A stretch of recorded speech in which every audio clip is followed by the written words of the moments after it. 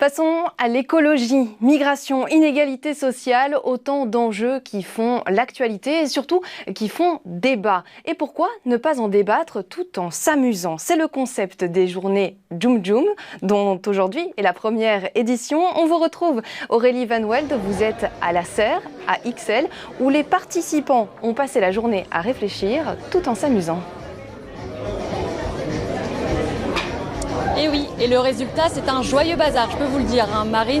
Aujourd'hui, sous cette serre, on peut venir découvrir des dizaines de jeux et d'ateliers, comme des ateliers d'origami, des ateliers éco-responsables où on apprend des petits gestes écolos du quotidien, des ateliers de photographie et puis des ateliers artistiques, puisque juste à mes côtés se trouve une fresque de plusieurs mètres de haut où chacun peut venir rajouter sa petite touche personnelle avec un petit coup de crayon ou de pinceau. Cette fresque, elle s'appelle Djoum Djoum, comme le nom de l'événement. Alors vous devez probablement vous demander ce que ça veut dire. J'ai justement pour répondre à cette question Mathieu Delacroix, un des organisateurs de l'événement. Alors qu'est-ce que ça signifie justement? Alors Djoum Djoum, c'est du bruxellaire, ça veut dire quelque chose qui est un peu fou, un peu bizarre.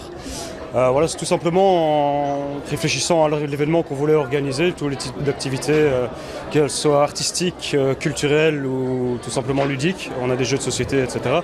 On s'est dit que l'ensemble de l'événement était un peu fou, un peu bizarre. C'est la grand-mère d'une des organisatrices qui nous a suggéré ce nom qui vient donc du bruxellois. Et donc le but, c'est de créer un nouvel événement culturel à Bruxelles. Voilà, donc avec cette association et le Djoum Djoum, on veut créer plusieurs événements à Bruxelles. Le prochain, c'est le 6 juin au Projection Room. Ça va être des événements qui vont être assez différents les uns des autres. Il va y avoir à chaque fois des concerts, des activités culturelles et des jeux. L'objectif, c'est de réfléchir en s'amusant. Donc il y a à chaque fois un aspect sensibilisation. Aujourd'hui, c'est une sensibilisation qui est plus liée à la thématique de l'environnement, mais à d'autres événements, ce sera peut-être d'autres thématiques. Donc voilà, vraiment l'objectif, réfléchir en s'amusant et découvrir tout un tas d'activités. Qu'est-ce qui ressort justement de ces activités? Donc, pour les activités, je pense que le public, d'une part, est content de découvrir ou de redécouvrir des activités qu'il a fait dans sa jeunesse ou qu'il n'a jamais eu l'occasion de faire. Il y a par exemple un atelier d'écriture. Je pense que tout le monde se dit un jour, j'aimerais bien écrire un livre ou m'essayer à l'écriture. Aujourd'hui, c'était l'occasion. Il y a un atelier photo. Il y a tout simplement des jeux. Donc je pense que le public est content de pouvoir s'essayer à toutes ces activités. Nous, on est content aussi de susciter la curiosité du public, de voir qu'il y a un public qui est venu nombreux, qui est venu avec un public avec des âges différents.